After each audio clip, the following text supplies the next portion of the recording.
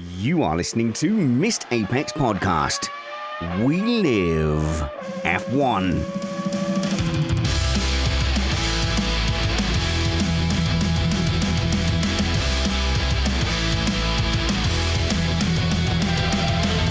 Welcome to Missed Apex Podcast. I'm your host, Richard Reddy, but my friends call me Spanners. So, let's be friends. We've dropped into the shed for a little bit of a midweek news catch-up and also to tie up some loose ends. So we're going to look ahead to the Belgian Grand Prix, going to look through the F1 news ticker, and we'll catch up on some things that people were upset that we missed. For example, Daniel Ricciardo having a bit of a bad day. So I do want to say with the race reviews, we are never aiming to methodically go down the teams and catch everything. Our instinct with the race reviews is to talk about the big ticket items. So we're never really like a directory of what happened in the race because we feel that everybody's watched it, so you don't need to describe what's happened. However, it was a bit of a miss not talking about what happened to Ricciardo.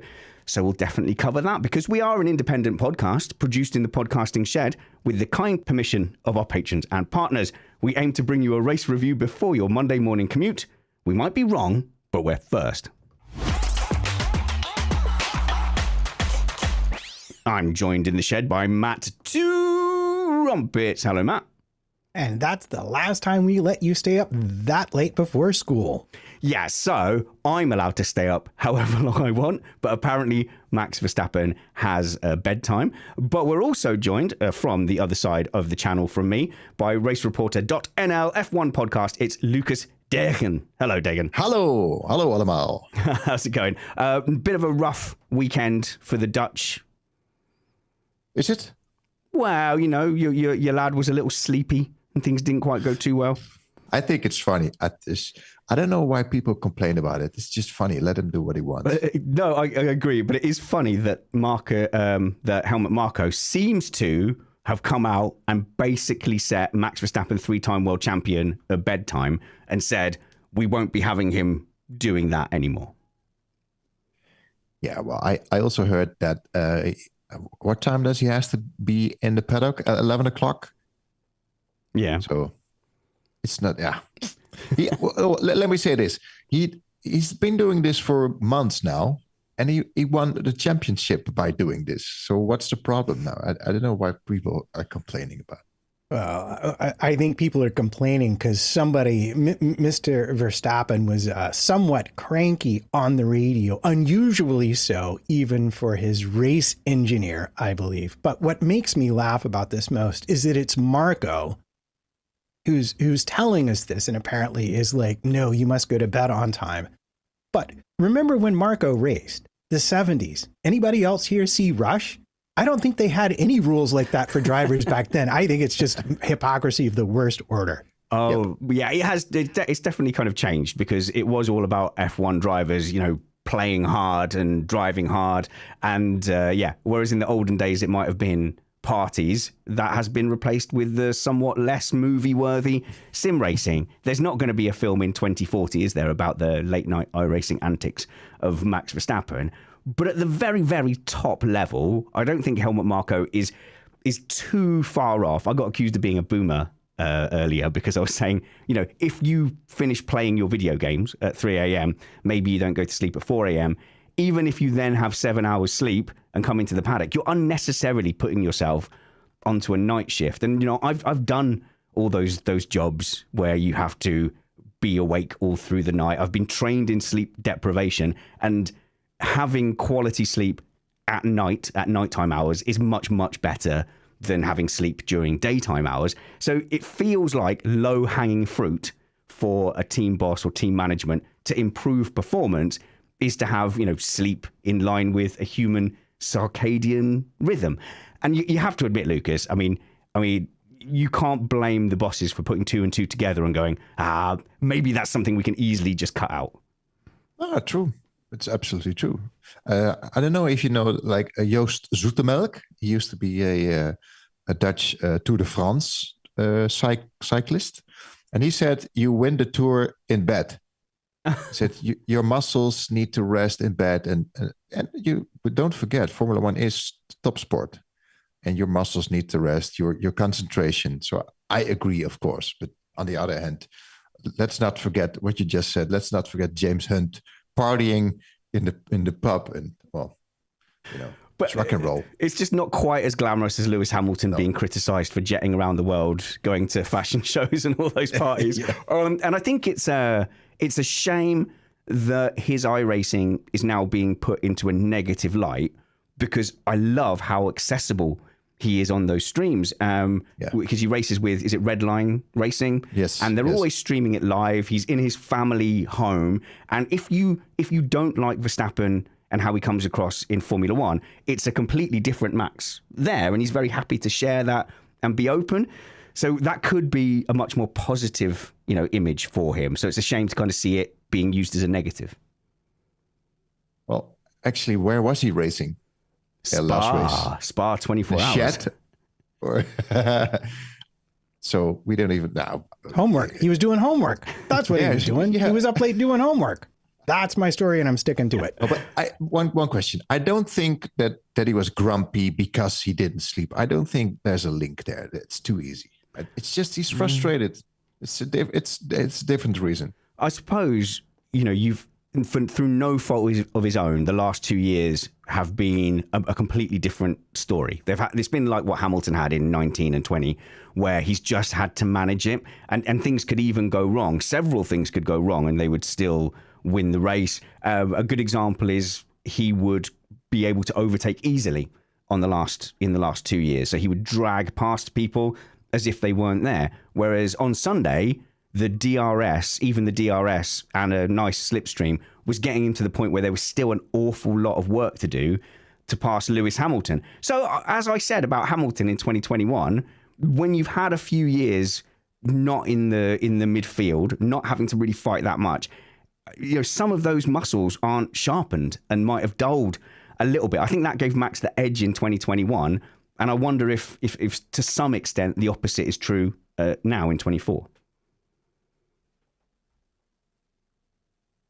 Well, I think you may be onto something there. You become more risk averse as you win more championships, because you understand that the most points every race is really the way you get there. And I also think that whatever the other success of the updates that they brought for the slower tracks, it really did hinder him passing, having enough overspeed to pass into turn one. And Hamilton is just a wily enough driver that it was a challenge for him. And he also felt hard done by in the strategy department, although we can talk about that separately if you like. Yeah, I think we'll definitely do a bit of a strategy corner. Also, there's one thing that I think was a bit unfair, and Hamilton suffered from this years ago as well, is once they realised that Verstappen was having a bit of a strop on the radio, they were all over it. Like they were gonna broadcast every single juicy second of that. And this is a race where if we'd have focused on Ricciardo's radio, I'm sure that would have been equally grumpy, as he's demanding people say sorry. Guys, you just got to say sorry, all right?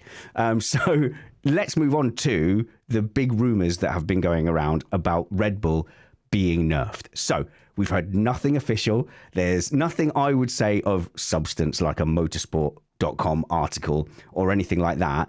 But there was some interesting comments in the Spanish commentary. And then it's been shared by irresponsible people like me all over Twitter that basically Red Bull have been asked to stop doing something that they were doing. So does anybody think that there's any substance to these rumors? Because the drop-off seems to have been quite sudden. They seem to suddenly be not easily at the front. What do you reckon, Matt? Well, I actually love this one. So is it plausible that if I have written them and said this part here, we will find illegal, it needs to be off of your car? Well, we've certainly heard similar things in the past. The comparison here would be Aston, though, which went from being on the podium to the back of the top 10. So if they've been nerfed, they haven't been nerfed like that for sure. Having said that, I think the Hungary data is very much an outlier, mainly because Max's lap times, which is what everyone's been looking at, consisted mostly of being stuck behind Lewis Hamilton in a Mercedes. So his lap times were Mercedes lap Yeah. times. If you look at his times in free air, he was easily half a second faster while he was catching, if not more, a lap, because he made up 8 seconds on the bounce and still had tires left. So I don't think we saw the true pace of Red Bull in this particular race. And then, of course, after the Hang on, I'll just say said contact That, I said that after on the the contact. race review, and you didn't defend me when Kyle was saying that the McLaren was 14 seconds ahead, therefore much faster than the rest of the field. Yeah, but he wasn't catching Lando either, was he, at the beginning of the race? So I don't think he was faster than the McLarens. But I do think he might have been faster than the Mercedes. What about in clean air? What about at Silverstone, where they had no pace on heavy fuel and then quite a lot of pace on low fuel? Could that just be a characteristic of the car at the moment? The McLaren? Yeah. No, of the Red Bull. Red Bull's the other way around. They've generally been faster in the first and middle stint than in the last stint relative to the McLaren. So I'm talking relative pace, McLaren and Red Bull here. I'm not getting into the Mercedes. But relative pace, I'd argue McLaren tends to be quicker at the end of the race. Witness Norris's lap times before he slowed down for Piastri. Whereas generally speaking, at the beginning and middle of the race, the Red Bull tends to have a slight advantage, which makes it hard to say which car is fastest, except for McLaren's won the last 2 races? Last 1 races. How dare Last you? 1 race? Why are you erasing Sir Lewis Hamilton's Silverstone victory already? I couldn't remember what came before Hungary. Typical so. American anti-British bias. I remember now because Piastri was actually fastest in the last stint at sector. Silverstone. That's why. I tell you what, the anti-British bias on this show is through the roof. Yeah, I'm so anti-British. I went there 2 weeks ago. Yep. Okay, so I think the lingering question is there anything to these rumours? What's the tone in the Netherlands, for example, Lucas, as we see Verstappen struggling a little bit more in the previous races? Well, it's hard to say. There are two tones. You have the Formula One fans that came because of Netflix and because of Max Verstappen. Oh, we're going anti-DTS here. And no, and they will say, oh, he has to go to Mercedes. It's like in football when a team does a score, they say, you have to go to Barcelona. It doesn't work like that in Formula One. Then there are the Formula One fans that look into Formula One and da. But this is a rumor that no one talks about yet because it's a rumor, and they say, Spanish media, la la. So it's not nowhere to be found on Dutch media because it's a rumor. But when I saw it, I was like, yeah, it could be true kind of because look Perez has dropped so well. He didn't score any points in I think 6 races. So we have to really look at the details then. But it's interesting. It's building, isn't it? I love that's just Spanish media. I have to say there is still this prejudice. And I would argue that 10, 15 years ago, it's true that if you looked at the Italian media, they would be more willing to post a rumor, almost for the fun of it. And so what a lot of bloggers used to do is basically go and find Italian media rumors, print them as inside whispers, and then if they came true, go, look, we called this ages ago. We're oracles. But that's just, it's the different style of journalism. I found the Spanish coverage actually to be really good. So I don't stand with this Dutch slander of the Spanish broadcaster. Well, I mean, we're overlooking, everyone's blaming the FIA for writing naughty letters. But it may be that Red Bull have nerfed themselves because, as I understand it, someone integral to the growth of Red Bull and its success over the years is no longer actually going to be working for the team and is not really doing much of anything other than showing up and drawing other cars during the race weekends. Adrian Newey. Okay, we'll take a tangent for Adrian Newey then, because we have loads of arguments within our group chats, Matt, about how much Adrian Newey does. And so you get a whole range of opinions from Adrian Newey as an oracle who designs every last inch of aero on the Red Bull to he's barely there. He's sort of a consultant. It doesn't really matter. It's Vacher. It was Fallows before that. So there is, though, a correlation between him stopping working on the car and the dip in form. We both know it's not causation, but it is kind of thought-provoking now, isn't it? Well, it's yeah. So it's exactly the timing that if Adrian Newey not being there did have an effect. I wonder if he was a little bit muscled out of the choice of which direction for Red Bull to go into this season. Because, you know, he came out, stuff he pointed out that he was being quite vocal, that it wasn't bold enough. They didn't go in a big enough, bold enough direction. Because the payoff they had at the beginning of the season was, well, do we swap concepts drastically so that we've got more headroom, or do we stick with what's been winning us so far?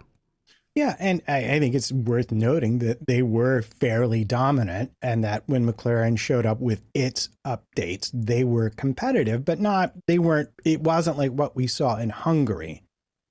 So it could be that into the update cycle that they're really missing him. But I want to bring up an unrelated point that might actually make this true in the long run, which is if we think about what it is that Red Bull has complained about most, they've complained about how flexible other teams' front wings are. So it may also be that they have chosen a design direction that doesn't allow them to make use of that flexibility in the way that, say, McLaren for one and Mercedes for another, they've complained about. And it's also worth remembering they were the ones who got in hot water for having too flexible wings last time this was a topic. So they might have also chosen a direction that means they don't have the same headroom as teams that did choose this direction. Okay. So I just want to point out that this isn't too crazy a conspiracy theory. I don't think this is tinfoil hat, and I don't think it's mad to suggest that the FIA might identify something that a team is doing wrong, quietly get them to fix it without making a big fuss, and then we see the results of that without having any real explanation. Like, Matt, that isn't crazy. We have legitimately had that in Formula One. Oh, yeah, it does happen. But if I was the team who wrote the letter that got the result, I would sure be telling my favorite journalist about it. And we've heard nothing about new technical directives. We've heard nothing about updated technical directives. It's been absolutely quiet on that front. So either this is like Ferrari deal level secrecy, or it hasn't happened, or we just haven't heard about it quite yet. Okay, so the Ferrari thing, if you're relatively new to Formula One, it was at the back end of 2018. There was technical directives around the fuel flow, because at the time, your fuel had to go through a sensor and only a certain volume of fuel could go through per second or whatever. And there was a technical directive that was basically exploring the question of, you know, is there ways to exploit that? And the heavy rumor at the time was that Ferrari were in fact exploiting that the FIA cut a secret deal. And I've been told, so the information I've been told this in good faith by top respected journalists, that there was a massive, massive fine for Ferrari, and that they were deemed to have been in contravention of those regulations. At the time, though, we didn't have that solid information. So we saw this massive performance drop off, and particularly at Interlagos, they just had no straight line speed whatsoever. And so people were claiming, no, that's you can't have that conspiracy theory. That's silly. They've just chosen to run loads and loads of downforce. That's why the top speeds are down. But the overall lap time was so much lower that you go, no, they wouldn't be doing this race after race. Something obviously has happened here. That said, I don't personally believe Red Bull have been nerfed at the moment. So I did do some digging around, and I got to people who were sort of fairly close to Red Bull people that they could ask. And the consensus seems to be that it is actually the wind tunnel penalty finally catching up with them. They also do have less wind tunnel time as the champions from the previous season. And the actual car development is a competition, and they just might not be doing quite as well as their opposition at taking a step forward. Lucas.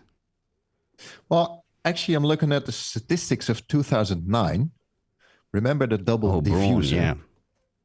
So I'm looking at the statistics, and Button was growing up, like, how do you say in English? He was top six, first 6 races, getting the points, and after 7 races, he dropped, and it was like he didn't climb in points anymore. And around Belgium, there was like, you really need to be winning races, otherwise you lose the championship. So maybe other teams are catching up, like the double 2009 diffuser. I don't know. Maybe it's something we don't know. Yeah, I think like you can't just take away how well McLaren and Mercedes have done in their updates, Matt. So, it's we've got so used to Red Bull being dominant that we've almost forgotten that other teams are quite good too. To be fair, McLaren have stretched our memories a little bit, making us think back all that way. But, they've obviously they've got money, they've got backing, they've got talent. Why can't they develop a good car?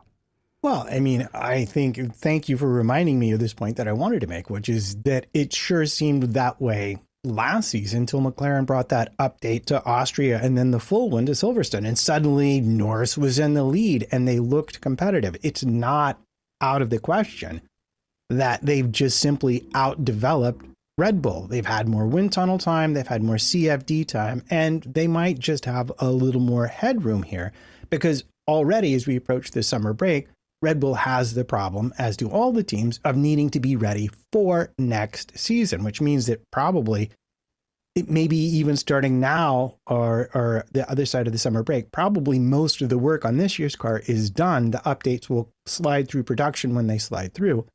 The other thing to think about, too, is it's not been a cheap year for Red Bull in terms of crashes. All right. So this could also be putting a little extra pressure on them in terms of their design budget. Yeah, Perez is the next item on the sheet as well. I didn't mean it that way, but it sounds clever now that you say it. I wonder, is it too late? How's the Verstappen fan base feeling, Lucas? Is there any threat for the Drivers' Championship? Everybody's saying, Perez, go home, just quit. You've had your time. It was fun. Stop deflecting. We're talking about Verstappen. You're a nice guy. We know Red Bull wants to sell little cans in Mexico, but if we look at Formula One, it's just, they are stressed of the Constructors' Championship, but who cares about the Constructors' Championship? No, it's become a bad thing to win it. If you win it, you lose development time. You lose wind tunnel time. I would say keep Perez. In fact, I've got a little outside cheeky bet in my head that they find an excuse. They give him a spicy engine. They give him something they've been withholding from him for the last 3 years. Yes, that's my tinfoil hat conspiracy. And then he has a great result in Spa and they go, oh, do you know what? Half a season won't hurt. And they end up finish second in the championship and get more wind tunnel time. I don't mind that tinfoil hat theory, Lucas. I'm sticking with that. Okay. Yeah. Okay. Yep. But do you think he's under threat in the Drivers' Championship? Because 76 points, and it looks like it's been reported that he is going to be taking a 10-place grid penalty for Spa, and he's not guaranteed to get pole anymore, so he could be starting 13th, 14th, 15th. Well, yes. Previous years, we knew that Max could still win a race starting last, and I think he did in Belgium. But this year with McLaren and Mercedes being so quick, I don't think it's going to happen. But Spa wouldn't be Spa if it would rain on one part of the track and dry on the other one. So if there's one track that is unpredictable, it's Spa. Why don't we linger on Spa just for a moment? So the thing is that in Spa, you can definitely get caught up in incidents. And I'm thinking back to 1998 with the 13-car pileup outside of Turn 1, which was fabulous. And the thing is, it's not just about the amount of work you've got to do to catch up from P12, P13. It's that you're really in that carbon fiber zone again. He's not necessarily going to be just dragging past cars down towards Le Combe. So it's going to be a fight. Every single fight is going to take life out of your tires. And every single fight is an opportunity to get into a tangle, like he did with Hamilton a couple of times in the last Grand Prix. So like, even if he fights his way up to 7th, 6th, that would still be considered a disaster. And then suddenly that lead is, looking closer to 50 points than it is to 70 points. Well, I'm going to disagree with you there, mainly because we're going to see, to the best of my understanding, the Perez spec on Verstappen's car. And I will just remind you that whatever else we might think of Perez, he did gain 9 places in Hungary. He's going to have a car that can actually overtake, and it's going to be on a track where we should really see similar performance to what they had at Silverstone at the worst. And where did he qualify at Silverstone? Who, Max or Perez? Max was in the top 5 at Silverstone. Yeah, well, I think easily top 5, but I think a podium's not out of the question, even with the penalty, assuming that's what happens, because it's been reported as such, but it never actually happens till it happens. I actually think that's a massive shout, Matt, calling a Verstappen podium with the engine penalty. I think that is a huge shout with Norris, Piastri, Hamilton, Russell, all up there with good cars.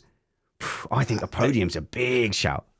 But the DRS advantage that they had previously had, which we saw at Silverstone as well, will be back for Max. So, and Spa is definitely a track that invites overtaking. Plus, it's been resurfaced. So we're going to see even faster speeds, lap times, than we've seen in the past if previous data from a different series holds true. This is coming from Pirelli now. Okay, and then EJ in our live chat is saying it's weird to have Spa in as a pre-summer break track. So you're going to have the Belgian Grand Prix and then a 3-week weekend gap, and then the Belgian, and then the the Dutch Grand Prix.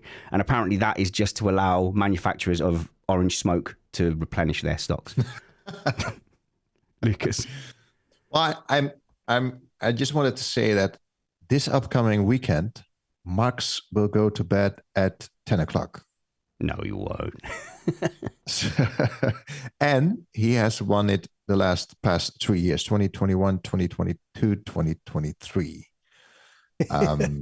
So yeah, I think a good sleep will really help him to win. And also, like, this is like a home race as well for Max Verstappen. True. Like the crowd there, like you were saying to me, was I going to be at Spa?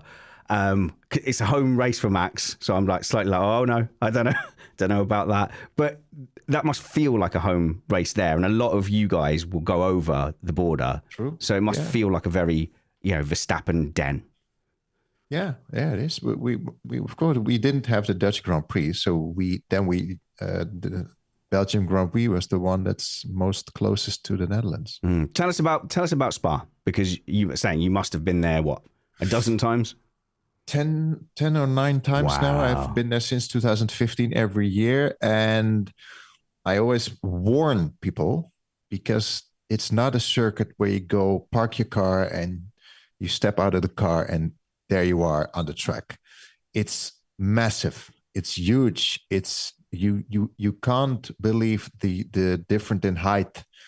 It's sometimes you park your car, you have to walk for like an hour or 30 minutes, and even when it's raining, it's horrible because your car can slip away. It's your car is parked on a hill. I always tell people, if you go there, take a shovel, a small shovel, okay, then dig a hole to sit in there. But I love it. I think Radio it's like every year I could come there, it's like, wow. Do you always sit at the same place? No. I always take the cheapest tickets, because I never sit. I want to walk. I want to see and feel the circuit, and I really like the atmosphere. I've been there the race where it was only raining and it didn't race. Yes. I just loved it, because I felt the atmosphere and being there, and the clouds and the trees, and I just love it. So one thing I've been warned about at Spa is that the facilities perhaps are a little bit basic, or do you not mind that? Yeah, there's no there's beer and that's it. Okay. There's not like a circus but they changed it really. They really changed it. It's getting better.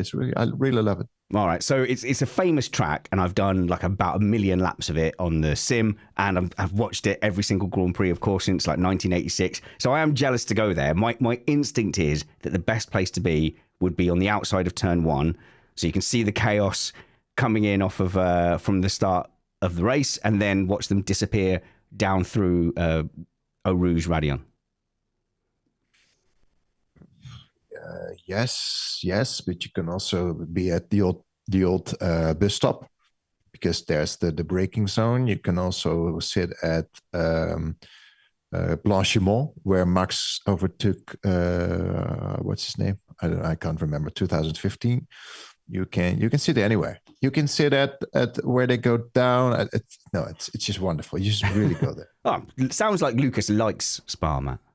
Well, yeah, I would put in a special shout for turn 5 there, because I think if I'm right, you could just sort of walk over to the other side and look down the hill all the way to Pouhon if you chose to, and it doesn't look like a very long walk. Turn 5, you're talking about Le Com. After you go through Eau Rouge Radion, it's that big stop. Yes, in the 5-6-7 complex. So where Hamilton and Alonso came together a couple of years ago. So this is the thing about Spa. There's such great racing there, and there's so many great overtaking spots. So you can really see the battle being set up. It's almost like a massive indoor kart track in a way, but in a different way to Hungary, because there is a distinct section of the track where the overtaking occurs. So as you come through that final straight up to Blanchimont, up to the bus stop, then to the start, through the chicane, start, finish straight, and then all the way down the hill towards Le Com. That's the section that the cars are battling in. So when you're watching on TV, that's the one to really focus on.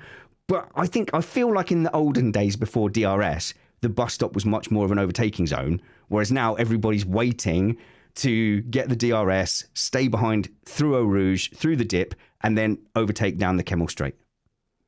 Yeah, well, even without DRS, you get such a massive slipstream there that if you pass someone going into the bus stop and they can hang on to you around turn 1, then they're going to have an equal opportunity to come back. But this is also what you have to love about Spa as a track, is there is no setup for it.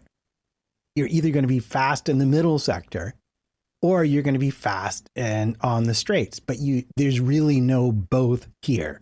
So all the teams will make a strategic decision where they want to gain the most time, and either the driver will be defending for their life into these turns, or they'll be chasing like mad into the massive braking zones, into the bus stop and at the end of the Kemmel Straight. But this also, it has quite a high time on throttle. So I think the lap times tend to be quite close together, if I'm remembering correctly. Yeah. If you're set up for the middle sector, the twisty bits, versus setting up to be really fast, you wind up with very similar lap times, which is why it's such a fascinating choice to see what teams go with. Yeah, okay. Yeah, it's a good one. It's always a good one, but it does depend on the weather, Lucas. So if you could stick your hand outside the window right now and tell us what is that North European weather doing? I think it's threatening, isn't it? So the last I saw, it was going to be dry because I have to check because of the podcast timings, because you could get a 4-hour race out of Spa. But at the moment, it's looking dry, I think. But it's a wet Saturday and a wet Friday. So that will mix things up. All right, why don't we dive into the news? Big Dirty News.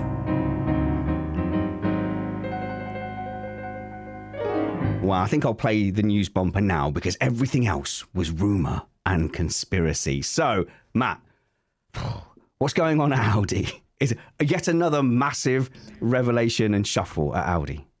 Well, the bit of it that is confirmed is that our friend Andreas Seidel, formerly of McLaren and now formerly of Audi, is out. And with him, a Hoffman, who was the representative on the Sauber board from Audi and supposedly running the project.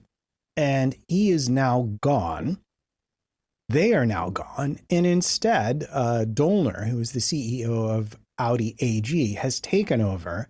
And he's hired everybody's favorite Italian engine genius, Binotto, to run the Sauber project, which is going to be the Audi project. So it's an interesting hire because Binotto has had one team principal job. And in a way, you could say that was a success because they were the team hunting down Lewis Hamilton.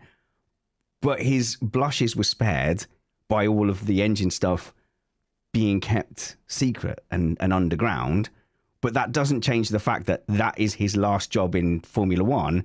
Is really was under a cloud of, I'm going to say that what was cheating, and now he's popped up back at Audi. That's his next position. What you call cheating, I call maximum cleverness. But regardless, he had a long and storied history at Ferrari, covering a lot of different technical departments. And from an engineering point of view, I think is a really interesting choice for Audi. But the whole entirety of them changing horses midstream, so to speak, it does make you wonder a little bit just how serious they are about this whole thing. Yeah, and that's the problem. I think they're suffering from a little bit of Renault syndrome, where, okay, the driving forces, the individuals in that company who are pushing forward for this F1 thing have either gone or have become less influential on the decision, but then it's less profitable overall. Like the hard number for leaving is just too much. You're giving up too much money. So Alpine can't just walk away. Renault don't want to walk away because they're bringing in a guaranteed revenue every year. So I just get this feeling that we've now got two massive manufacturers in Formula One because the accounting ledger just about ticks over to the green rather than the red. And it just becomes a kind of a loveless affair. Yeah, I mean, it's just basically a question of, are you chasing costs at this point? Obviously, if you can sell the team, you're going to make a lot of money. But in order to sell the team, you have to pay for the team and actually run the team. And that does cost a lot of money. And yeah, I don't know. It's really frustrating, too, because essentially this entire new set of rules that's coming in has been written specifically to make things easy for Audi to join the sport. And now it really looks like, if they're not waffling, they're certainly wobbling a little bit on entry. Yeah, and I'm going to stick to it, Matt. And I know that when Audi announced, right, we're going to have 100% stake in the team, everyone said, oh, see, that proves their commitment. But I don't think it does. I think that, again, that's just another balance sheet thing, is that, okay, well, we're not going to sell it. And actually, the accountants have said, if we own 100%, that makes it more worthwhile than only owning a controlling stake. And so I'm going to stick to my original thing when I've been hearing about this Audi takeover, which is I don't feel like they've got a driving force. They haven't got they haven't got a beatable like Renault had. There doesn't seem to be an individual driving it forward. They've had to go and hire one to go, okay, let's inject someone who's going to drive this forward. And, you know, they were talking about Mike Crack at one point being a target for that Audi team principal. And now you look at Binotto and you go, is he like a must-have hire? Were the top teams really going for him? Was Mercedes looking for a Binotto? Would Red Bull have considered a Binotto? I don't think so. The appointment of Binotto doesn't make me go, oh wow, this shows real drive and ambition. This shows they've picked from what's available. Yeah, and it gets into, again, your CEO, your corporate drive is really what you're talking about. If you go back to the Mercedes project, that was Dieter Zetsche all the way. And when Oenius took over, this is when we see eventually Hamilton leaving. We see Ineos buying stakes. We see Wolff buying stakes in the company, because at that top corporate level, the passion for the project has become more about the bottom line and less about, we want to be in the sport to win it or to be competitive or because we just love it. And I have a feeling that the corporate changes at Audi, which I think Hoffman formerly was at Audi, he got kicked to Sauber and now he's out the door, may represent sort of a dimming of the passion at that CEO top group level, to where they're like, okay, well, we're going to do this, but we're going to be very nickel and dime and bottom line about it in a way that we previously weren't going to be. Tim Rudd in the Patreon chat room is suggesting that Binotto is like hiring Hulkenberg. So Binotto's kind of like a Hulkenberg level signing, which I'm not sure who's coming out well out of that. But I think Hulkenberg is like a great midfield value hire. And maybe that's what Bonotto is as well. Okay, the next bit of news on here, this may interest you, Lucas, is because this might limit Verstappen's transfer options. But Antonelli is reported to be all but signed. So this is according to Joe Saywood. All but signed by Mercedes. They're just waiting for the right time to announce it. And apparently keeping his testing times a deep, dark secret because they don't want to give it away. Well, talking about conspiracy theories. Oh, yeah. Did you notice that there was a rumor that Russell would go to Audi? Yeah. So my rumor is that Max would go to Mercedes, but he could, like Ayrton Senna, Alain Prost did in 1993, he would have a saying in who was going to be my second driver. So it could be possible that Max Verstappen said, I'm going to go, Toto, I'm coming to you, but I don't want Russell. I want a dangerous rookie. I'd take Russell if I was Verstappen. I think, was it Albon that said Max is going to drive next year with a Red Bull, then take a year off and do a lot of sim racing and have a lot of partying? Did he? Because, and then the next year he will come back like Prost did, take a year off, come back. We don't know. It's all speculation. So just wait and see. A lot of people rubbished the George Russell to Audi rumor, but I think where that comes from is Mercedes seems so keen on Antonelli and openly courting Max Verstappen. So if you're George Russell, you're sitting there kind of going, "Oh, hang on a minute. There's two cars minus one driver minus the other driver. Wait a minute." So I think that's where the rumors are coming from, in that George Russell is legitimately under threat, if not next season, for the season after. But also, it's not a ringing endorsement, is it? If your team are courting two other drivers to replace one driver spot, obviously, 2 into 1 doesn't go, or 3 into 2 doesn't go. So I'm wondering if that isn't actually massively wild. If you were George Russell's agent, you might well be talking to the likes of Audi. Well, just one question to you. They probably signed up Russell, and in the beginning he was better than Lewis Hamilton, but now Lewis is coming back, and they say, well, maybe Russell isn't that good as we thought he was. What do you think? I think that Mercedes have all the data, and I think yes, Russell can go and get a result on his day. He's incredibly fast. He's a great qualifier. True. But they'll probably look at that data and go, on race pace, he's not probably the complete package. So that doesn't mean he's no good, but you go, but is he a Verstappen level? And if Verstappen comes in, are they equal pairing? Are they equal status? No way. If you bring in Max Verstappen, you are bringing him in on a contract where he is the number one driver. He gets team orders. He gets development parts. And actually, if you're George Russell's team, you might go, that is a dangerous place to be in. Because look at the drivers who've gone to Max Verstappen's team when he is clearly the number one driver and have had their reputations trashed. Albon's reputation trashed. Perez absolutely in the dirt. Gasly, reputation really went back to the junior team. And these aren't bums.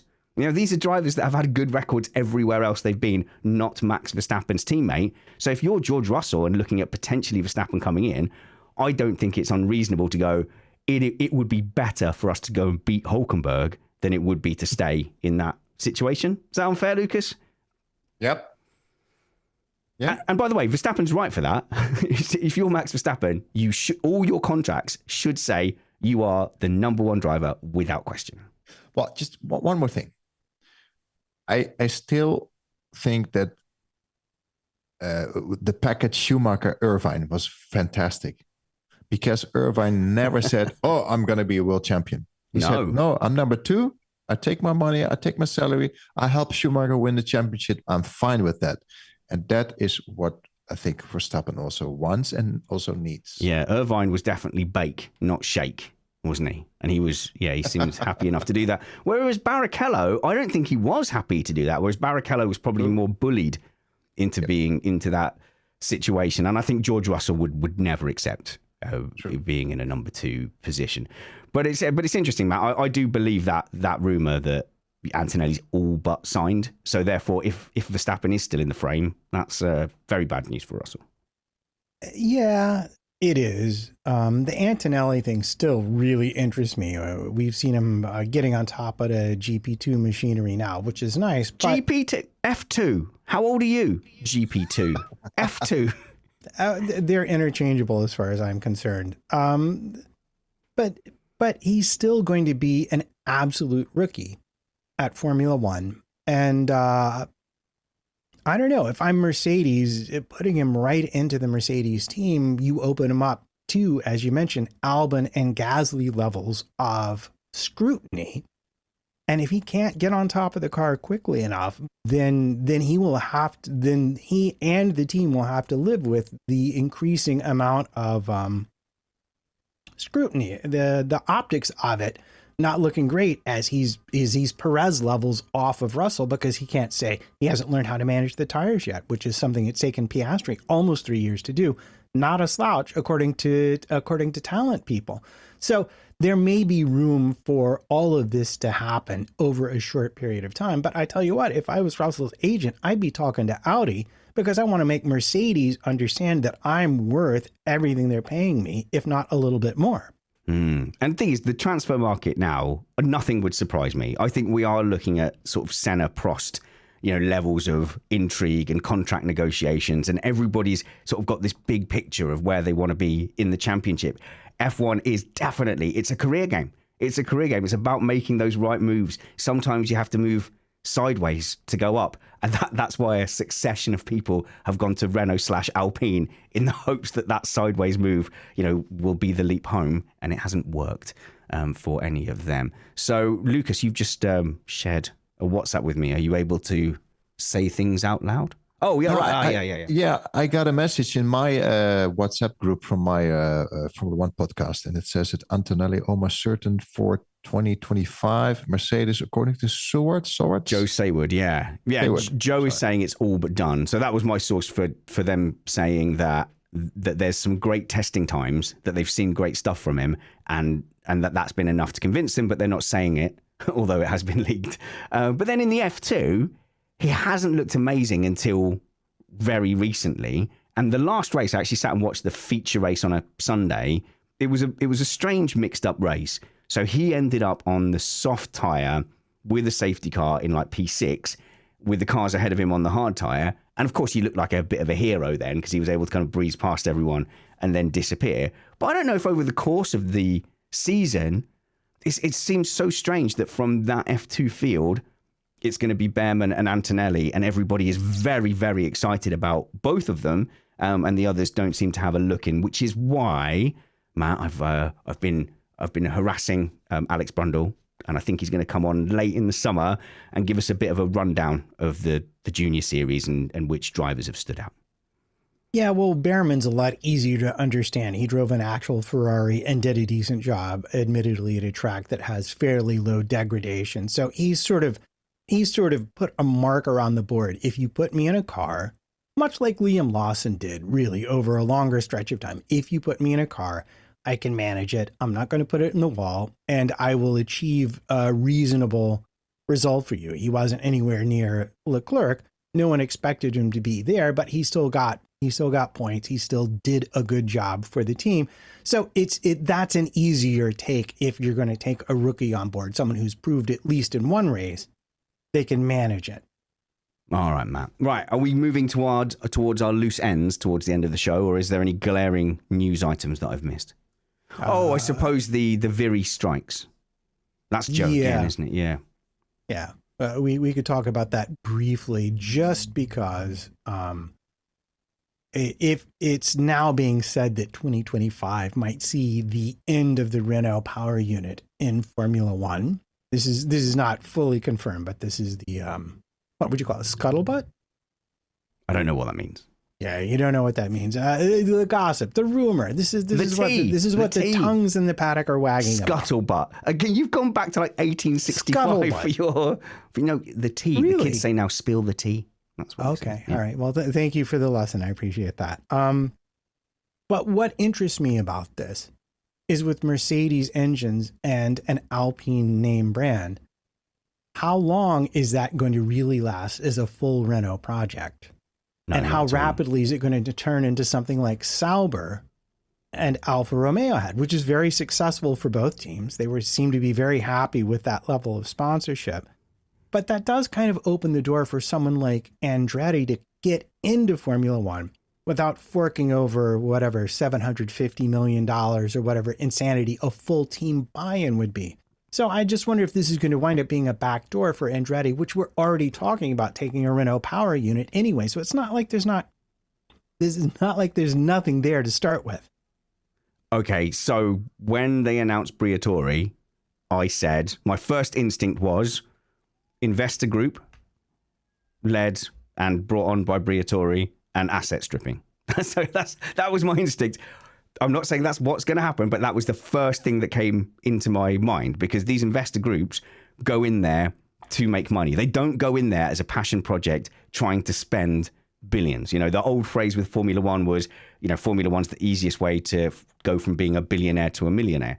So then when they start talking about dropping the Renault engine, well, that means dropping Viri, doesn't it?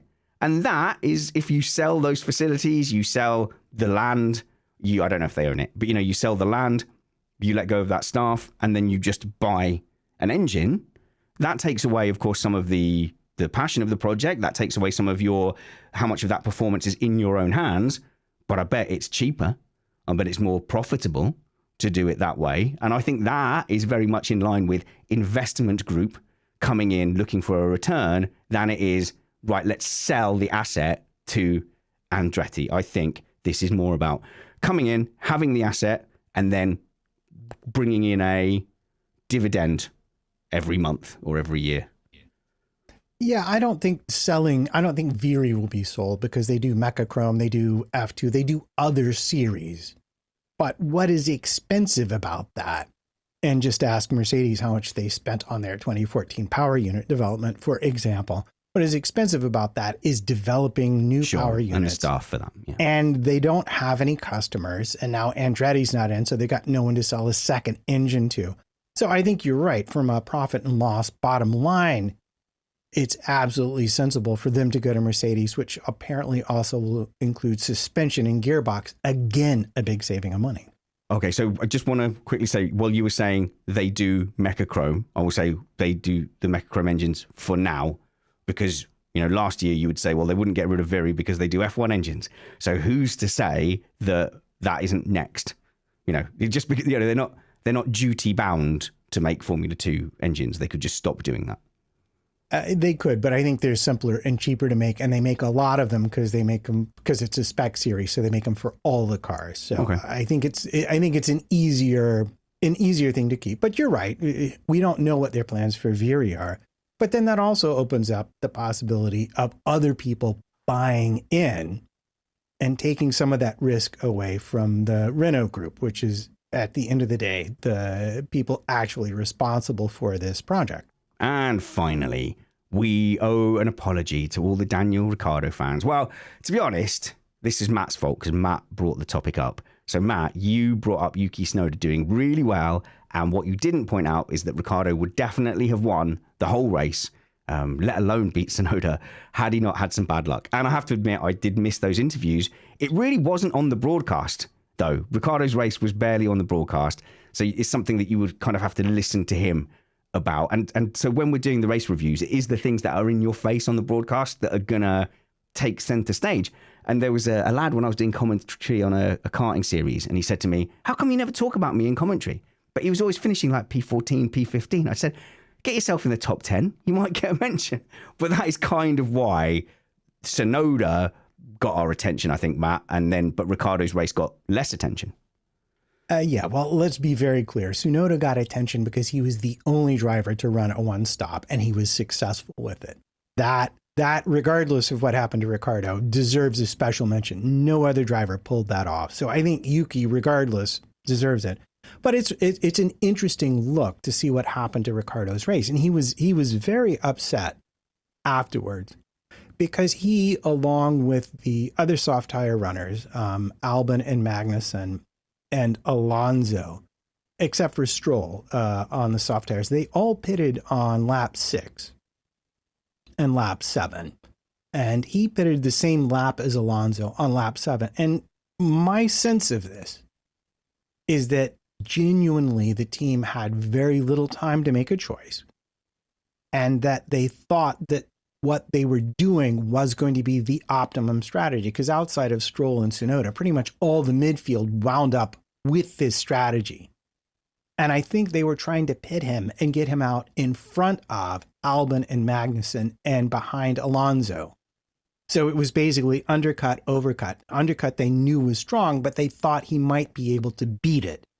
He didn't, and that was really the end of his race. He spent the entire rest of the race in a DRS train. He could pass either one of them, or maybe he eventually wound up passing them, but it just ruined his whole race. Whereas Tsunoda stayed on track, who was right behind him, went on to do that one stop and had plenty of clean air to race into. And so from Ricciardo's point of view, yeah, it was absolutely a mistake to pit him at the same time. He could have gone so much longer. So, right, he's got the opposite complaint to Verstappen then, because Verstappen Bingo. was complaining. So with Ricciardo's race, I don't think it's guaranteed that had he stayed out, he's then going to lose positions. So he's definitely losing positions and having to make it up on what would be a softer tyre. But who's to say at Hungary that you have the delta to then go and catch up that place, use up your softer tyres getting there, and then you've got racing to do? Yeah, well, I think the mistake here was that, remember, it was very hot at the start of the race. Yeah, it was like almost 50 C track temperatures. And what happened was Hülkenberg stopped on lap 2 because he had a terrible start. So Haas was just like, you know what, we're just going to throw your whole plan out the window. We're just going to put you on a hard tire now and see how long you can go. And then he got on that hard tire in clean air and was running easily as fast as most of the midfield on the medium tire. And so suddenly it looked like that hard tire was really a better tire to be on. And it might well have been, except for, as I mentioned on the Sunday show, except for the fact that the temperature then dropped. And so the people on the medium tires actually wound up benefiting. So if you went long enough on the medium tire, you made the overcut work. But you had to go a really long way on the medium tire. And the team might not have thought that was possible in the conditions at the time when they had basically a minute and 30 seconds to make their choice. We did promise we'd cover the Red Bull strategy, actually. Lucas, Verstappen, I think on the Dutch media, was very upset, even out of the car, saying, well, maybe I should get the strategy equipment into the car and do the strategy myself. And you go, that's quite a big shout. And then Peter Windsor yesterday, I think, was saying that Verstappen's been carrying the team for a long time now. And I thought the Red Bull strategy team, is it Hannah Schmidt? I thought they were Schmitz. Yeah. Schmidt. I thought they were really kind of well respected as a well-rounded, strategy team. Like at Silverstone, they had an absolute blinder. But I don't know, is that a civil war? No, it has everything to do there with his not sleeping right. You flip-flopped. No, come on. Why is everybody so let Max be actually, I rather hear Max yell at the strategies and whatever than I'm not name dropping, but I don't like drivers to say, he went off track. He went off the track. Oh, Norris. He went off track another time. So he's saying Norris and Lewis. But why can't he be critical? He's the one that's in the car. He needs to. That's what he said. You gave me a shitty strategy. Now I have to want to make it up. Right? Why can't he complain about that? And of course, strategy, it's really hard. They can also make mistakes, but I don't know.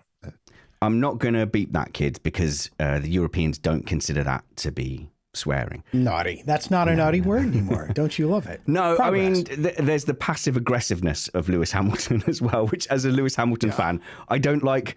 He doesn't seem to say it beforehand, and then he'll come out and go, well, not sure that was a great idea. But then you had his race engineer doing that whole, nice tyre warm-up, mate. And that didn't seem that seemed a bit quite tetchy. Like, you don't hear Bono doing that to Lewis Hamilton. Well, if I may. Yeah. Let's not forget in the 90s we didn't have a board radio.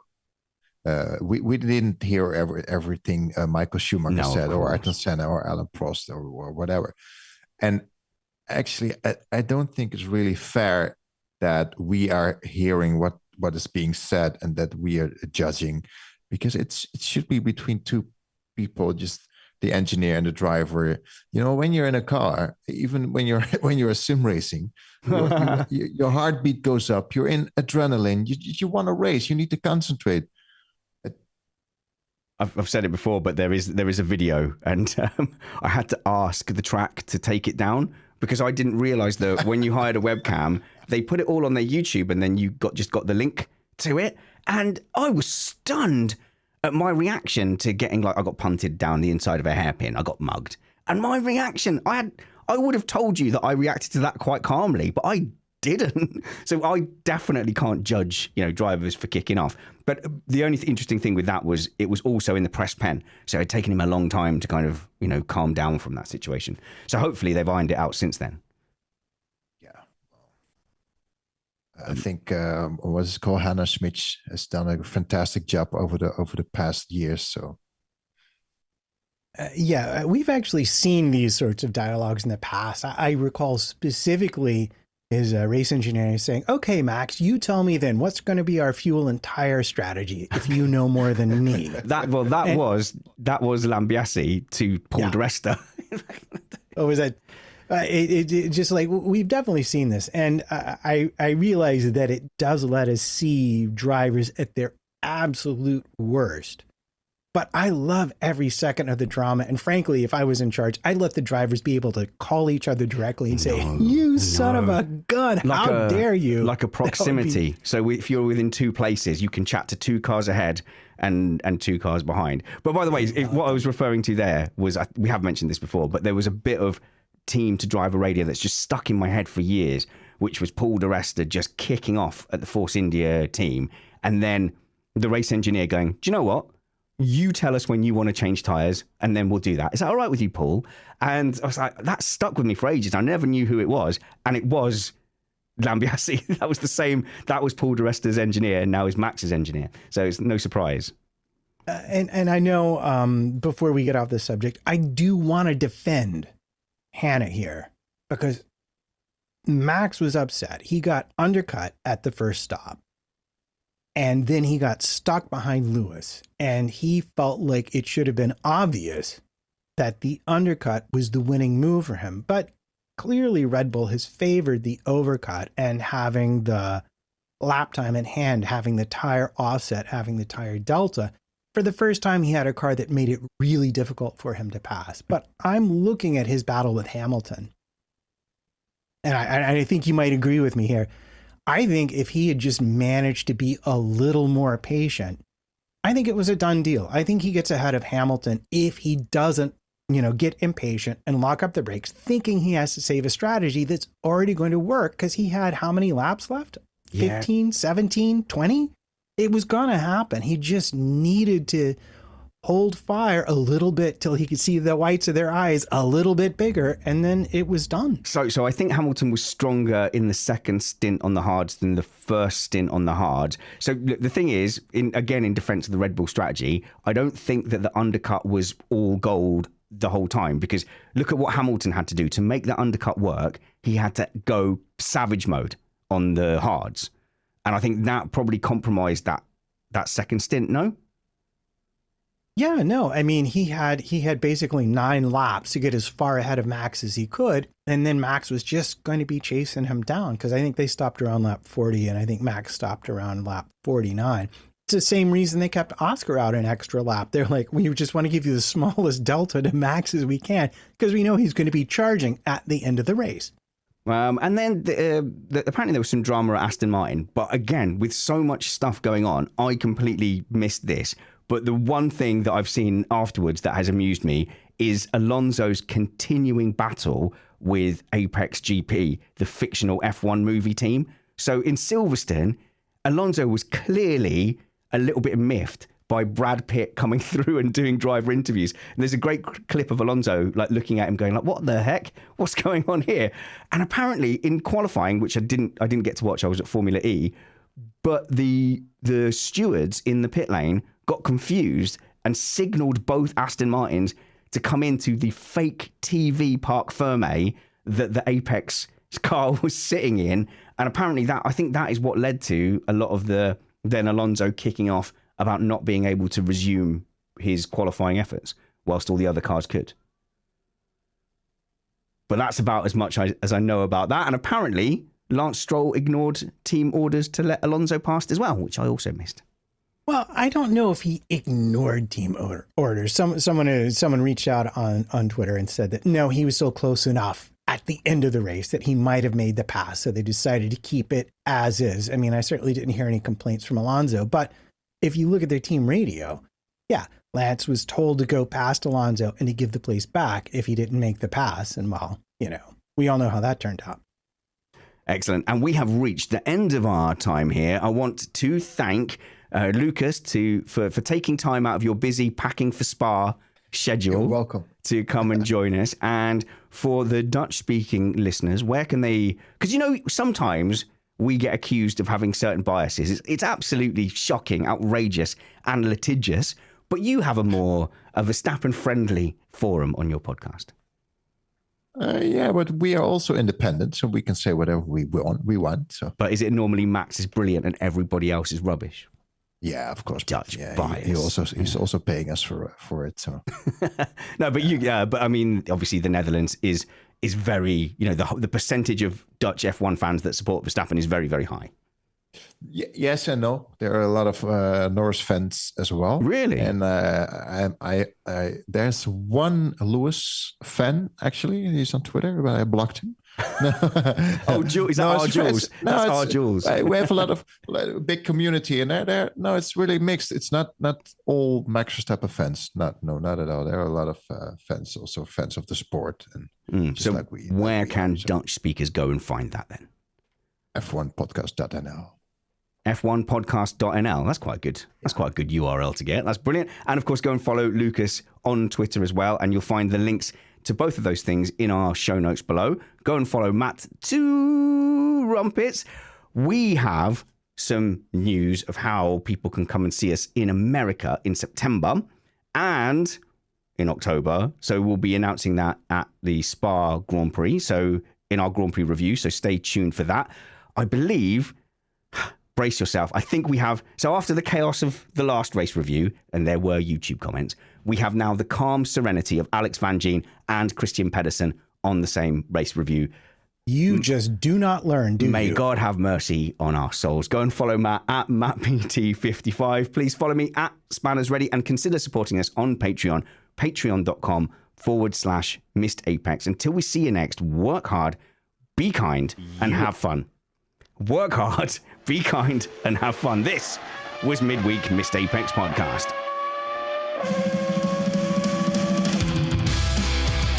I really should label the buttons. It's been long enough now. The guessing makes it fun, though. Sometimes you're like, what does that one do?